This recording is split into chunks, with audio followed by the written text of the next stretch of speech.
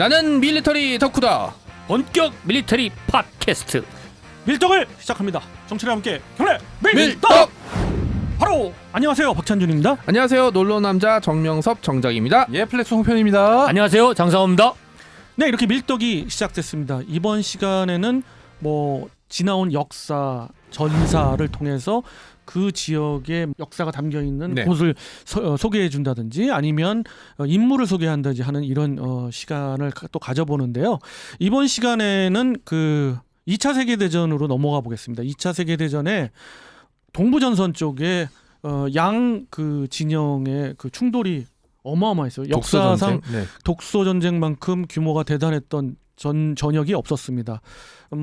그렇게 시작된 독일 나치가 먼저 성공을 걸어서 시작을 했고요.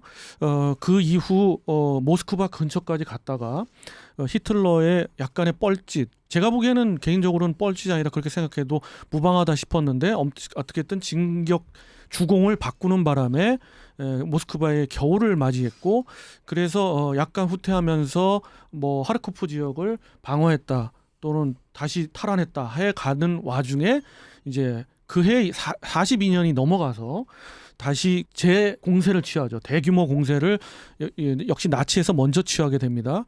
그렇게 해서 벌어지고 주공은 역시 남부 집단군 쪽이었어요. 근데 남부 집단군을 이번에는 진짜로 제대로 하려고 남부 집단군을 두 개의 집단군으로 나눴고, 그 두 개의 집단군 중에서 볼강 쪽에 진격을 했던 집단군 예하에 제6군이 있었습니다. 6군이 아니라 6군. 네.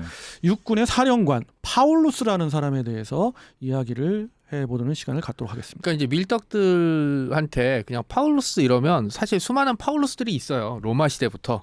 네, 그런데 대부분 사람들 이 파울루스를 얘기할 거예요. 그러니까는 프리드리 비렐름 에른스트 파울루스입니다. 그러니까 저는 좀 놀란 게 폰이 없었어요, 이 사람이. 그렇죠. 왜냐면 이제 외모 풍채가 키가 193에 이렇게 항상 옷을 깨끗하게 차려입고 있어서 이 사람 별명이 로드였대요, 영주. 네, 그 정도로 했는데 저는 그래서 이제 이게 귀족 이제 그 얘기하는 그런 폰자가 붙은 귀족인 줄 알았더니 그쪽은 아니었고 그냥 평범한 이제 헤센주의 국사학연에서 그냥 평범하게 아버지가 좀 입지전적인 인물이었다고 하더라고요. 그냥 하급 공무원 시작해서 좀 높은 데까지 올라갔던, 그리고 이제 본인은 이제 1890년에 태어났으니까 이제 해군 사관학교에 지원했다가 떨어지고 이제 그다음에 육군에 이제 장교부생으로 들어갔다가 이제 사관호부생으로 들어가서 이제 사관에 들어갔는데 요 시대에 독일군 장교 중에 뛰어난 사람을 확인하는 척도가 하나 있어요. 1차 세계는 끝나고 베르사유 조약이 체결된 이후에 독일군은 10만 명으로 줄어들어요.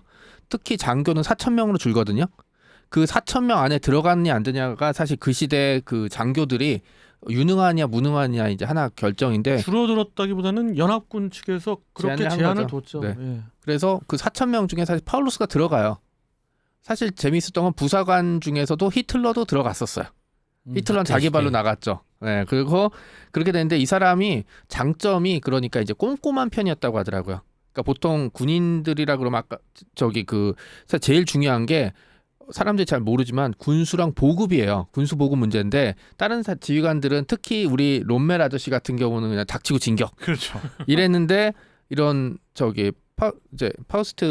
파울루스 같은 경우는 파울루스 같은 경우는 그런 보급 문제에 대해서 굉장히 신경을 많이 썼대요. 그러면서 이런 참모장으로서 굉장히 명성을 떨친 거죠. 특히 이제 독일군이 장교 집단이 대단히 뛰어나다고 했던 이유 중에 하나가 이 참모 제도였고, 사실 현대 참모 제도의 원형은 이제 독일군이 만들었다고 이제 얘기를 많이 하죠. 그런 것도 있지만 제도가 좋다고 해서 꼭 강한 군대가 되는 건 아닌데 훌륭한 인재가 많아야죠. 그렇죠. 인재도 많고 이 나치는 그 참모진 운영을 제대로 한 것 같아요. 그렇죠. 그리고 사람 볼 줄 아는 거지, 한마디로.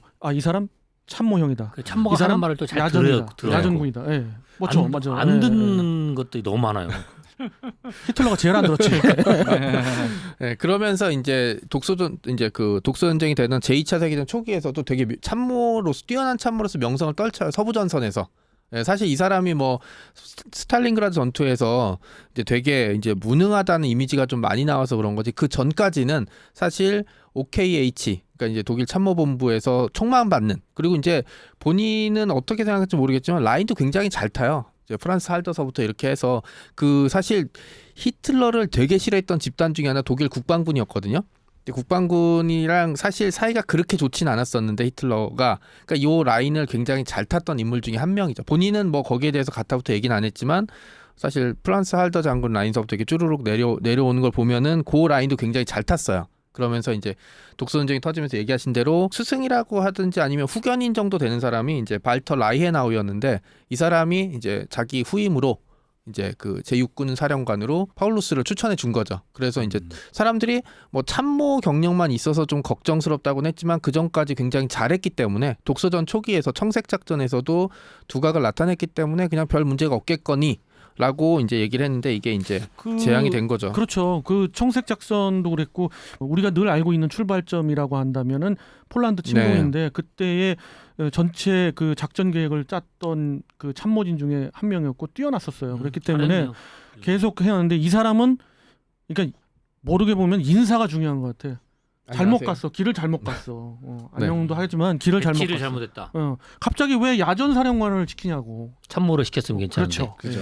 근데 여기서 왜 그 시켰는지 저는 알 것 같은 게 요 시기쯤 되면은 이제 얘기했던 대로 이제 모스크바 전투에서 밀려나면서부터 그 독일군 고위 장군들과 구데리안 이런 인물들과 히틀러가 본격적으로 갈등을 벌이기 시작해요. 왜냐하면 장군들은 휘하의 부하들 전력을 보존시키기 위해서 후퇴하자고 할 때 히틀러가 계속 안 된다고 했거든요. 그거에 대한 갈등은 그 독소전 초기에 그 모스크바 진공부터가 완전히 갈렸죠. 구데리아는 계속 진격, 룬스트체도 그렇고 그랬는데 갑자기 남부 네. 유전지대로 가자. 근데 내가 보기에는 그때까지는 그 의견이 오를 수도 있었어요. 근데 점점 지 멋대로 가는 거지 이제. 그죠. 히틀러 멋대로. 네. 네, 그러니까 이제 그런 거 히틀러는 자기가 뭐 프랑스도 그렇고 폴란드도 그렇고 다들 안 될 거야 막 이렇게 얘기를 했었을 때 자기가 야 가 했을 때 됐으니까 그다음 남의 말 들을 필요가 없죠. 네, 그랬는데 이제 여기서도 이제 독서 전쟁에서도 사실 그때 남부로 안 가고 모스크바를 공격했으면 모스크바는 겨울 되기 전에 들어갔을 거예요. 그러면서 이제 여기서 문제가 생겨났고 이제 후퇴를 이제 뭐라고 하지? 겨울이 닥쳐오니까 보급선까지 후퇴하자는 이제 장군들 그다음에 안 된다는 히틀러의 갈등이 생겼으니까 히틀러는 당연히 자기 말을 잘 들을 사람을 갖다 놓죠. 저 같아도 그랬을 거예요. 그러니까 여기서 뽑힌 사람이 말 잘 듣고 시키는 대로 하는 우리의 파울루스였죠. 그러니까 사실 파울루스의 잘못은 제가 보기에는 히틀러의 잘못이고요. 히틀러의 잘못은 뭐냐면 결국은 그 전세를 잘못 판단했던 히틀러의 무능이라고 저는 보고 있는 볼 수 있는. 그러니까 야전 사령관이라면 그 현장에서의 그 냄새 맡을 수 있는 거잖아요. 그리고 자기 휘하에 10만이 좀 안 되는구나. 그 5, 6만 되는 그 대군 제6군을 몰살시킬 상황까지 갔는데도 불구하고 그 어떤 명분 때문에 계속해서 철수를 않고 항복을 안 하는. 그 에너메이터 게이트 보면은 사실 그 문제에 대해서 잘 나오는데 사실 그 스탈린그라드의 한 90%까지 점령했고 사령부가 있는 강가만 살짝 남았어요. 그러니까 조금만 더 밀어붙이면 된다고 생각을 할 텐데 이게 도박으로 치면은 이게 다 몰빵해 버린 거예요. 왜냐하면 그때 이제 뭐 소련이 하도 버티니까 육군을 다 집어넣고 나머지 이제 주변은 동맹국으로 집어넣었죠. 잘 싸울 생각이 없던. 그리고 이제 정확히 소련이 거길 친 거예요. 그러면서 스탈린그라드 포위해 버렸는데 제 생각에는 초기에 벗어났어야 되는데 이제 이게 결국 또 후퇴가 되는 거니까 이제 히틀러도 생각을 안 했고 이 지점에서 파울루스가 후퇴를 건의했다면 어떻게 됐을지 몰랐을 것 같아요. 네, 그런데 초기에 이제 뭐 포위를 뚫을 수 있을 것 같고 그다음에 우리의 괴링 아저씨가 또 걱정 그렇죠. 마십시오. 보급을 해드리겠습니다. 괜히 개뻘짓을 했죠. 그렇죠. 아니 무슨 하루에 800톤을 쏟아부을 수 있어요. 독일 공군이 무슨 사발 그게 수송기가 잔뜩 있는 것도 아니고. 뭐 참고로 그 저는 이제 그 스탈린그라드 하면은 여러 슬픈 나치의 입장에서 보면은 좀 슬픈 역사도 되는데 그때 이제 생각나는 무기 체계 중에 하나가 우리가 이제 인물만 얘기하니까 무기 체계를 한번 얘기해 보면 융커스 52예요. 그렇죠. 융커스 52 괴링이 믿고 있던 그 수송기. 그러나 그 수송기의 수송 능력이라는 거는 정말 보잘것없는 거고. 심지어 숫자도 부족했죠. 그렇죠. 그 거기에다가 그거를 공수해서 그 보급을 한다? 정말 진짜 지금으로서도 상상이 안 가는. 그러니까 괴링은 그렇게 얘기할 수 있어요. 괴링이니까. 네, 괴링은 그렇게 얘기할 수 있어요. 제가 늘 말씀드린 나쁜 놈이 나쁜 짓 하는 건 이상한 거 아니에요. 근데 그거를 파악을 했어요. 예를 들어서 800톤을 투하할 수 있습니다. 하루에. 그러면은 한 이거를 확인을 해봤어야 되는데 사실 800톤이 아니라 400톤이 아니라 아니 우리가 네. 잠깐 우리가 항모 이야기도 했지만 네. 독일 나치 독일도 항모가 있었잖아요. 그렇죠. 제펠린이라는 항모를 거의 다 95%나 만들었어. 그렇죠. 근데 그거를 미완성으로 만들게 한 장본인이 또 괴링이잖아요. 그렇죠. 그러니까 개뻘짓의 대명사인 게 지는 무조건 그 자존심과 공군만을 위하는 거예요. 이름이 괴링 이상해. 괜히 연합국의 스파이 얘기가 나오는 게 어딜 아니에요. 가나 꼭 군대에는 그런 얼쩡한 놈들이 있어서 망쳐요. 원균. 네. 네. 네. 있잖아요. 나오죠. 우리 얘기도 계속 원균. 나오죠. 있죠. 예. 일본에도 있잖아요. 아, 무라구치 일본은 레냐선생. 무라가치 렌냐를 독립지사. 비롯해서 숨겨진 독립가. 그렇죠. 네. 뭐 3대 오물이라고 하는 네. 인간들이 독립유공자. 있죠. 예. 그러니까 아휴, 이 답답하다. 지점에 있어서 사실은 파울루스의 잘못은 제가 거듭 말씀드린 히틀러의 잘못이 왜냐하면 거기다가 파울루스를 집어넣었던 사람이 히틀러였으니까. 그죠. 네. 그리고 초기에 문제가 빠졌을 때 빠져나왔어야 됐어요. 그런데 이제 그러니까 사실 파울루스란 인물이 그런 걸 안 할 걸 알고 있기 때문에 육군 사령관을 임명을 했던 거죠. 왜냐하면 히틀러 입장에서는 스탈린의 이름이 붙어 있는 도시를 자기 손에 넣고 싶어 할 건 이게 그러니까 전쟁이 독재 국가가 전쟁하면 안 된다는 또 하나의 이유예요. 민주주의 국가였으면 그런 뭐 상대방 독재자 이름이 적혀진 도시 같은 걸로 자존심 싸움 같은 건 하지는 않거든요. 네. 사실 뭐 나치의 그 육군이 완전 무너져 내려갔지만 거기에 그 대응했던 소련의 그 62군을 비롯한 3개군은 정말 녹아내려갔어요. 뭐 한 두세 배의 또 인명 피해가 났거든요. 이런 그 국가 체제가 붙는다는 건 그렇죠. 진짜 전쟁하면 안 돼, 진짜. 그리고 이제 문제는 사실 뭐 원균 얘기할 때도 그렇지만 이제 사람 목숨 하나밖에 없으니까 되게 조심스럽고 죄송스러운 얘기인데 죽을 자를 잘못 찾았어요. 그때 히틀러가 대놓고 얘기했잖아요. 그 원수로 승진시켜주고 이제 그냥 자결하라는 얘기였어요. 자결하라는 얘기였는데 그렇죠. 이제 파울루스는 갑자기 거기서 나는 보헤미안의 상병 따위에게 목숨을 걸 생각이 지금까지 그 밑에서 일했으면서 왜 갑자기 마지막에 틀어요. 물론 얄밉겠죠. 거기서 그냥 원수 계급장 주고 그냥 죽으란 얘기하면은 하지만 그때는 위를 보는 게 아니라 아래를 봤어야죠. 그때 병사들 굶어 죽고 막 이러고 있는 판국인데 이 와중에 자기가 그 보헤미안 상병 밑에서 열심히 승진하고 별 달고 이랬다 갑자기 죽으라고 하니까 나는 보헤미안의 상병 따위에게 죽을 생각이 없다라고 얘기하는 건 그 말은 누가 전해줬죠? 파울루스가 자기가 그 원수 자서전에다서. 네 뭐 그런 식으로 나중에 증언이 알겠죠. 워낙 많이 나와 있기 때문에 그런 식으로 얘기했으니까 최소한 항복하더라도 그 얘기는 하지 말았어요. 물론 이 얘기가 당사 직접 했는지 안 했는지는 모르겠지만 그 반세기가 훨씬 지난 지금 지구 반대편이나 저한테까지 언급이 될 정도였다면 사실 굉장히 많이 얘기가 나왔다는 뜻이거든요. 그래서 노래가 보헤미안 랩소디가 아, 그리고 이제 저기 유명한 오랜만에 그 또 여기서 또 하나 실수했던 게 뭐냐면 파울루스는 이제 전선 시찰을 할 때 굉장히 잘 차려입었다고 해요. 이제 자기가 이제 지휘관이 잘 차려입어야 된다라고 생각을 했겠죠. 그런데 이제 48시간 동안 아무것도 못 먹고 쫄쫄 굶어 있었던 그 제6군 소속의 병사들 입장에선 저 새끼는 뭐야? 그러면 그때 당시에 나왔던 순무 버터, 순무 빵이 요때인가? 그건 1차 대전 때였고요. 사실 아, 그 2차 스탈린그라드 안에서는 그거도 못 먹었었어요. 말고기 정도가 이제 제일 맞죠. 있을 때까지. 네, 그렇죠. 그리고 이제 뭐 영화 스탈린그라드에서도 나왔잖아요. 93년 버전에서 보면은 기껏 가져왔더니 안에 훈장이랑 그렇죠. 뭐 그런 거 네, 들어있고. 구두약 들어있고 사람 이제 뚜껑 열리게 만들어버리는. 그리고 그 상황이 벌어졌죠. 영화들에서 굉장히 사실적으로 표현했다고 생각을 하는데 그 영화를 그 당시 그 참전했던 그 그러니까 러시아 군인이나 나치 군인들한테 물어보면 그 참상은 빙산의 일각에 불과하다. 그거보다 훨씬 더했다. 참혹했다. 이런 얘기를 하죠. 그리고 이제 한 가지 사령관을 잘 만나야 돼. 한 가지 오해가 있던 거는 항복하고 나서 바로 소련군에게 협조했다라는 식으로 얘기를 하는데 그런 건 아니고 이제 본격적으로 협조했던 거는 이제 그 1944년에 히틀러 암살 미수 사건이 터진 이후라고 하더라고요. 네, 그 이후였긴 했지만 사실 그건 뭐 중요한 문제가 아니었고 그리고 미안한 포로가 얘기가 됐던 병사 중에 5% 정도밖에 살아서 돌아오지 못했어요. 그렇게 그걸 겪은 사람 입장에서는 파울루스가 뭐 상황이 이렇고 나는 이런 얘기 따위는 들어오겠어요. 자기 동료가 옆에서 굶어 죽고 막 맞아요. 진짜로 병에 걸려서 죽는 걸 본 입장에선 이제 뭐 여기서 잠깐 이제 쉬어가는 의미에서 우리 그 스탈린그라드라고 이제 명명돼 있는 이 전역을 생각할 때 아까 제가 뭐 융커스 52 얘기도 나왔지만 뭐 혹시 뭐 여러분들은 생각나는 그런 저는 항상 러소 독소 전쟁하면 T-34입니다. 아, 그렇죠. 그게 항상 떨어져. 영화까지 나왔잖아요. T-34. 그렇죠. 저는 저격수. 저격수. 아, 네, 그것도 그거 저격수야말로 진짜 무기죠. 그렇죠. 네. 네. 사람을 그게 공포에 좀 더 이제 전사에서 나오는 거고. 네. 특히 이제 뭐 스탈린그라드의 그 잿더미 안에서는 뭐 저격만큼 뭐 뛰어난 이제 상대방을 공포에 질리게 했던 게 없죠. 네.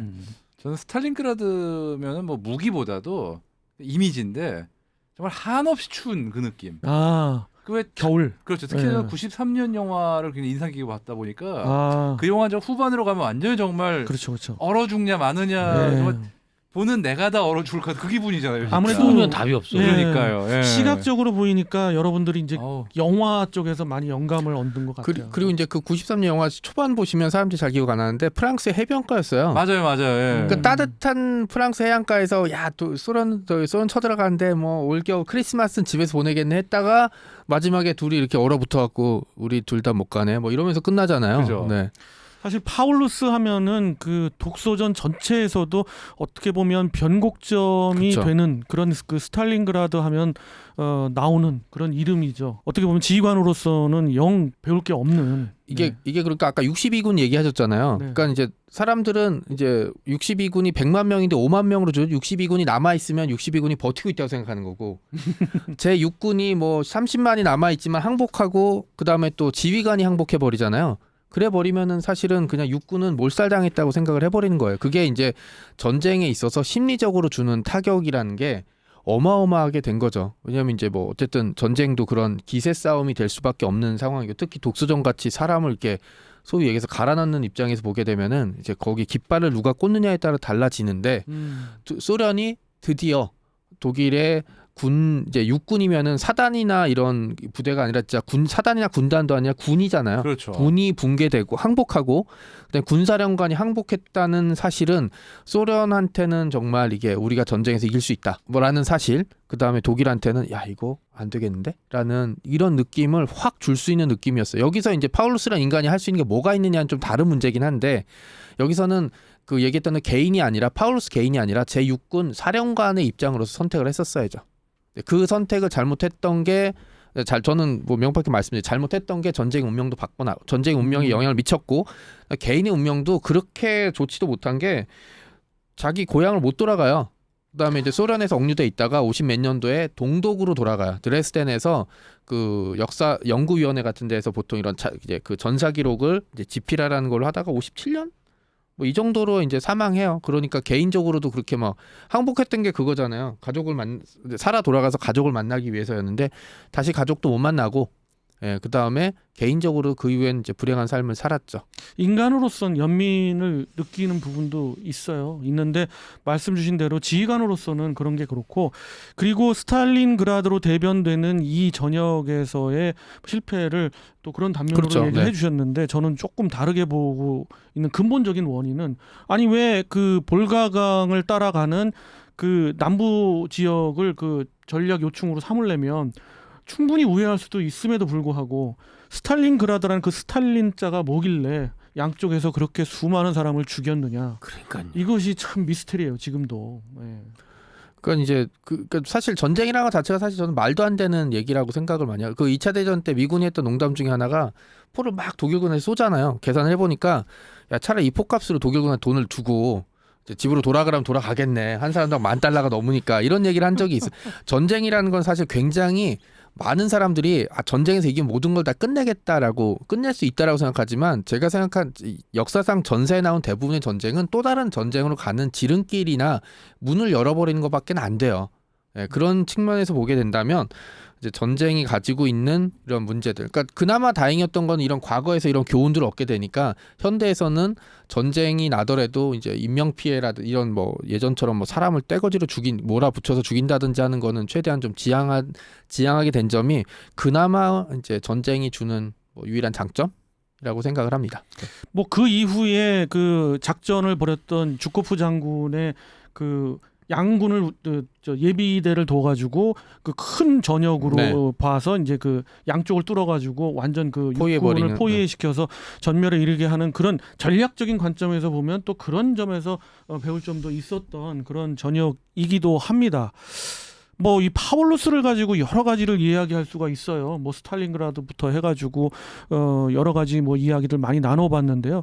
우리가 이제 결론적으로 네. 볼 때 그러면 이 파울루스라는 인물에 대해서 이야기하셔도 좋고 네. 아니면 요 그 동부전선의 바로 그 전역에 대해서 이야기하셔도 좋고 아니면 딴 이야기를 하셔도 좋은데 그 적절한 인선은 전쟁을 승리로 이끌 수 있습니다. 히틀러는 나쁜 놈, 파울루스는 제때 적절한 판단을 내리지 못했던 사람. 그리고 더 중요한 건 이 두 사람 그리고 이제 이 두 사람의 잘못된 판단으로 죽어간 사람들이 대체 얼마일까라는 생각들을 좀 말씀드리고 싶습니다. 그렇습니다. 총체적으로 말씀 잘 주셨고요. 좀 동의하는 바고요.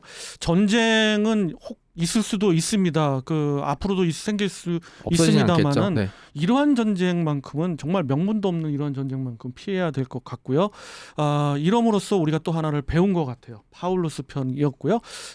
다음 시간에는 또 다른 주제를 가지고 재미난 주제, 뭐 2차 세계대전도 좋고 뭐 1차 세계대전 때로 우리가 가볼 수도 있고요. 이렇게 타임머신을 타고 막 가면서 우리가 이야기해보는 시간. 잠깐 이름 나왔던 우리 숨겨진 독립운동가 한번 얘기해 볼까요? 무다고치 렌냐. 무다고치랬냐 좋죠. 좋죠.